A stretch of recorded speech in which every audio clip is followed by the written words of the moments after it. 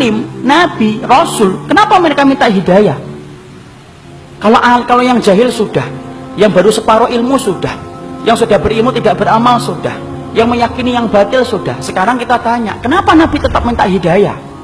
Kalau 4 tadi menceritakan tentang diri kita. Tapi kalau kemudian yang kelima, kenapa nabi dan orang-orang soleh yang mengikuti jalan para nabi, yaitu para sahabat, para tabi'in, dan kita yang berusaha untuk mengikuti mereka, ridwanullah alaihim, kenapa kita masih tetap minta hidayah? Karena belum tentu apa yang antum dapatkan kalau sudah benar itu menjamin antum itu meninggal dalam keadaan itu. Kita apa pernah menjamin bahwasanya kita akan mati husnul khatimah dalam keadaan iman? Siapa yang menggaransi iman kita? Tidak ada.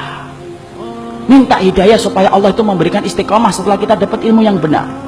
Bukankah Allah menunjukkan lembaran-lembaran kehidupan sejarah, banyak orang yang mereka itu bertabur iman di awal kehidupan, tetapi mereka matinya murtad. Bal'am bin Ba'urah, apa kurangnya Bal'am bin Ba'urah? Hidup pada zaman Nabi Musa, di mana doanya dikabulkan oleh Allah setiap waktu-waktu yang sempit dan terdesak. Sampai Malik bin Dinar berkata, karena mujabud da'wah fi syada'id. Kalau sudah bicara tentang Bal'am bin Ba'urah, Masya Allah, doanya selalu dikabulkan oleh Allah dalam keadaan genting. Kata Malik bin Dinar rahimahullahu ta'ala ketika menafsirkan surat Al-A'raf 175. Tapi matinya murtad. Rajal Unfuah, sahabat Nabi, dipuji oleh Abu Bakar, dipilih oleh Abu Bakar untuk menjadi delegasi sunnah, mendakwahkan kepada Musailamatul Kadzdzab. Matinya beriman, murtad. Ubaidillah bin Jahsy yang pernah menyelamatkan kehidupan agamanya sampai ke Habasyah. Ketika Nabi masih di Mekah, ikut di dalam hijrah yang pertama, hijrah yang kedua ke Habasyah. Beriman? Tidak, murtad di Habasyah. Kecintaannya minum khamr menjadikan dia murtad. Seorang muadzin yang diceritakan oleh Imam Qurtubi, murtad ketika kemudian tergiur dengan pesona seorang wanita yang dia lihat ketika adzan di tempat yang tinggi. Orang dulu ketika adzan naik ke tempat yang tinggi, melihat seorang wanita begitu cantik turun, ini gentle dia ini. Turun, dia katakan dia cinta sama wanita itu. Wanita itu berkata, tidak bisa kamu ini, nerima kamu, karena kami Nasrani dan kamu Muslim. Loh, dengan apa saya bisa diterima? Berpindah kepada Nasara. Pindah, ikhwan. Murtad, meninggalnya di hari dia meninggal dunia. Akan mencampuri istrinya, naik ke atap, kemudian jatuh. Belum sempat mencampuri wanita yang menjadikan dia murtad. Siapa yang menjamin? Ini yang kemudian kita khawatirkan. Minta terus hidayah.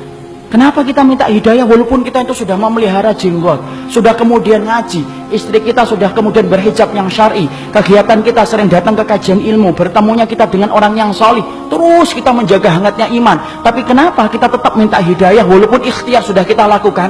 Karena tidak ada yang menjamin antum akan masuk surga kecuali Allah.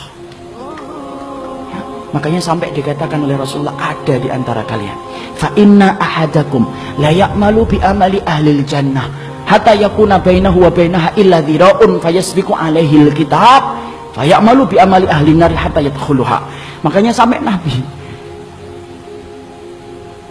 beliau bersabda, ada di antara kalian yang melakukan amalan surga sampai antara dia dengan surga tinggal sejengkal, tinggal sejengkal ikhwan. Satu amalan tak langsung masuk surga itu harusnya, tapi ternyata catatan takdir mendahului apa yang dia lakukan. Lalu kemudian di akhir kehidupannya melakukan amalan penduduk neraka hatta yadkhuluha, sampai dia masuk ke neraka itu. Ada pula yang sebaliknya, fa inna ahadakum la ya'malu bi amali ahli nar hatta yakuna bainahu wa bainaha illa dhira'un fayasbiqu alaihi alkitab fayamalu bi amali ahli jannah hatta yadkhuluha.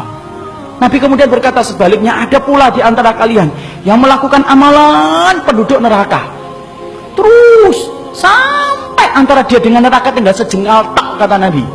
Tetapi catatan takdir mendahului apa yang dia lakukan. Dia melakukan amalan penduduk surga sebelum meninggal dunia, lalu kemudian Allah masukkan ia ke dalam surga. Antum tahu Usairim bin Abdul Ashhal? Usairim bin Abdul Ashhal, seseorang sahabat yang dikatakan oleh Nabi sebagai penduduk surga, tapi keningnya tidak pernah dipakai untuk bersujud kepada Rabbnya. Karena apa? Masuk Islamnya belum ada 24 jam. Ketika dia masuk Islam mengucapkan syahadat, dia bertanya, sholat? Belum waktunya sholat. Apa yang saya lakukan? Ayo berjuang bersama Rasulullah. Berjuang bersama Rasulullah SAW dan para sahabat. Ketika kemudian dalam peperangan tersebut Allah takdirkan dia meninggal dunia. Ketika meninggal dunia, Maka rame para sahabat membicarakan tentang Usair bin Abdul Asyad. Sampai Abu Hurairah berkata, inilah penduduk surga yang belum pernah menempelkan keningnya untuk mencium bumi bersujud kepada Allah. Itulah Usair bin Abdul Asyad. Siapa yang jamin, ikhwan? Jangan sombong kalau kita hari ini sudah ngikut Pak. Jangan sombong ketika kita hari ini sudah ngaji. Belum tentu itu akan menjadi jaminan bahwasanya itu menjadi keimanan kita ketika meninggal dunia. Jangan magrur. Apa itu magrur? Tertipu dengan amalan kita. Merasa bahwasanya amalan kita itu akan pasti menjadikan kita masuk surga. Siapa yang jamin? Minta hidayah kepada Allah, supaya kemudian kita diberikan oleh Allah. Kalau antum betul-betul orang yang solih, supaya hidayah yang antum minta menjadikan antum diberikan istiqomah sampai antum meninggal dunia. Itu yang kita minta kepada Allah. Inilah pentingnya hidayah. Makanya di dalam kehidupan kita sampai Allah terangkan doa yang pertama bukan doa meminta ampunan. Doa yang pertama bukan meminta surga. Doa yang pertama di dalam Al-Quran bukan meminta perlindungan dari neraka. Tapi doa yang pertama, ikhwan, antum sebagai hambanya Allah diajarin oleh Allah. Kita diajarin oleh Allah minta hidayah. Karena kalau antum sudah dapat hidayah, antum diampuni oleh Allah. Kalau antum sudah dapat hidayah, antum dimasukkan surga oleh Allah. Kalau antum minta hidayah, antum akan dijaga dari api neraka, dan itu didahului dengan hidayah.